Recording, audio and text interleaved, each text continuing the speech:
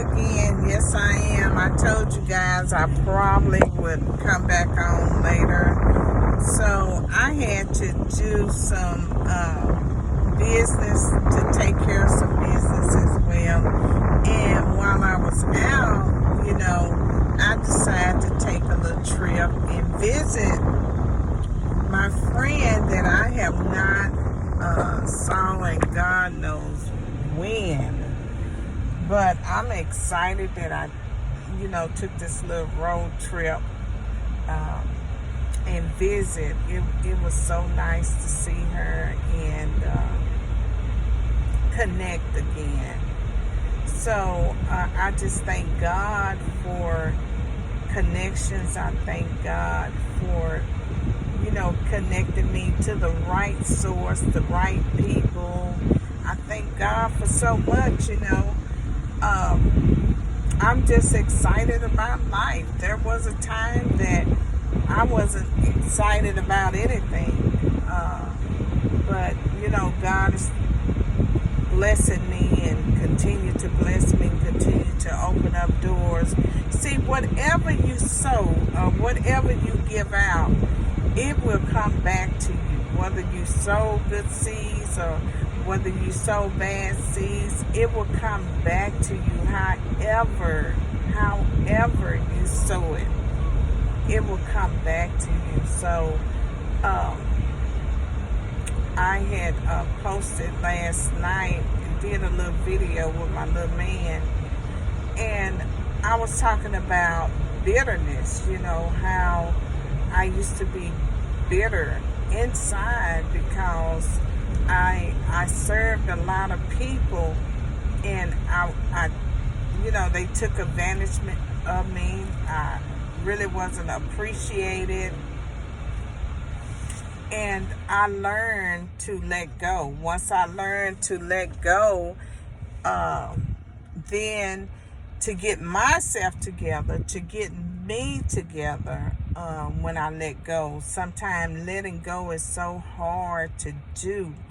And when I let go and the change, began to happen, it was like, what happened? What happened? Because I wasn't used to really loving myself and appreciating myself and taking self-care, taking good care of myself. Because I was a servant, I always served others.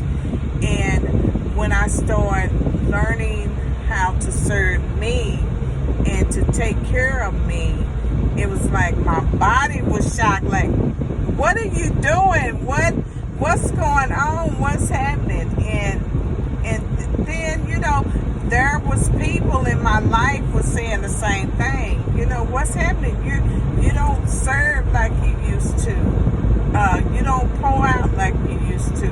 No, because when I give or do something, I give it all, my all in all. I give over 100%. I give 110%. So I began to get sick and drained, feeling drained in my body, stressed out because I was on a mission and I wanted to do the very best, and I wanted to accomplish the goals, and I wanted to please the people.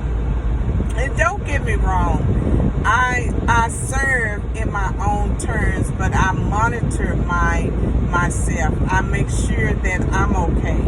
I make sure that this is what God wants me to do. That's the first and foremost thing.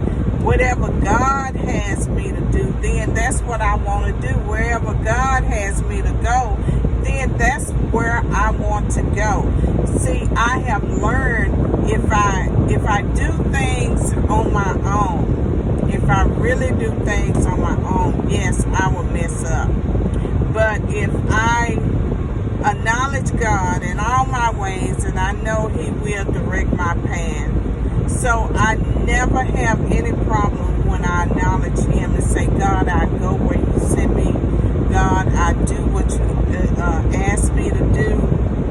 Then that's when the doors begin to open up. And I'm very grateful that I can tune in and really listen to God that sought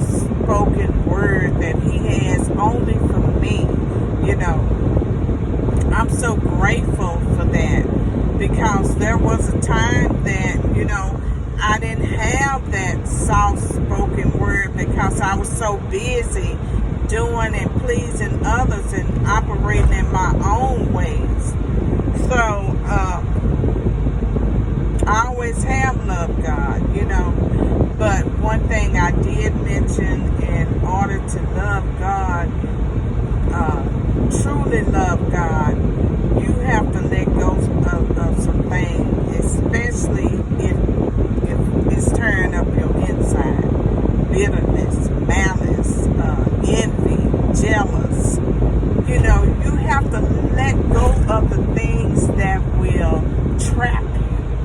And I always talk about mindset because that's where it starts, in the mind. That's where the enemy talks to you. In your mind, the enemy will start talking to you, and then he will get you off focus of the things of God, and he'll say, look at her, look at her, look at her, look how she doing, look what she said. Look at her. Look at her. She thinks she's so much. She thinks she high society. She thinks she's sedated. She thinks this and she thinks that of herself. Well, let me tell you, that's how the enemy will think. Let you think if you allow him and give him permission for you to think like that.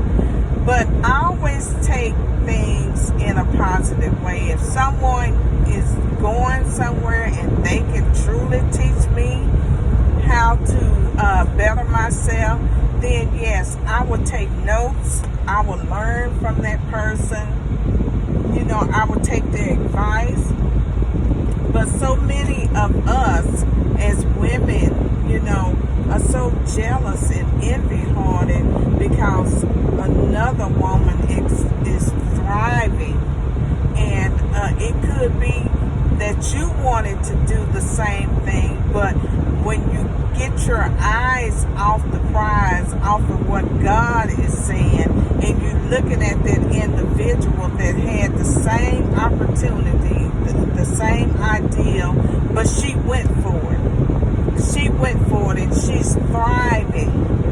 And you're sitting back and you're watching her and being envy and jealous and saying things that you should not be saying about that person. So that's when you stop your growth, or stop, or whatever those old people used to say. You stop growing, you stop learning, in other words, because you done put a curse on yourself, you done hindered yourself just because you have allowed to listen to the enemy and let the enemy come in to stop you from progressing and moving forward.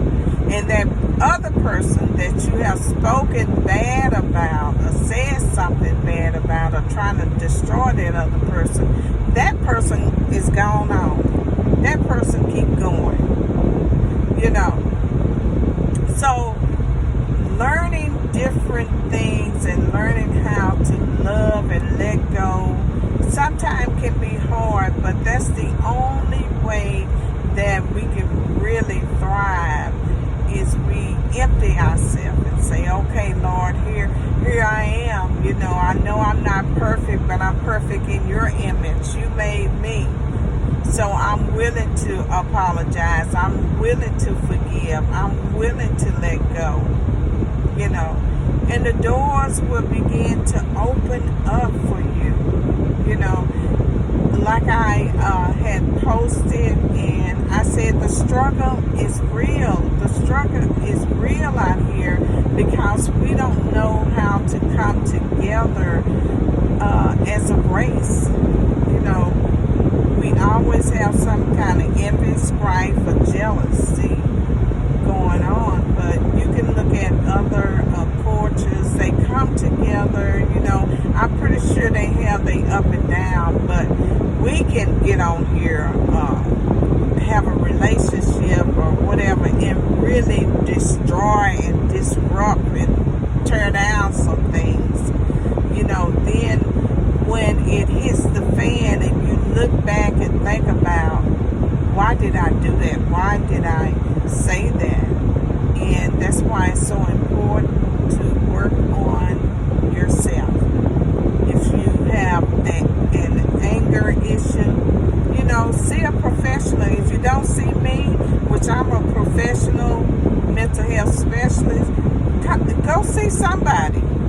You know, if you have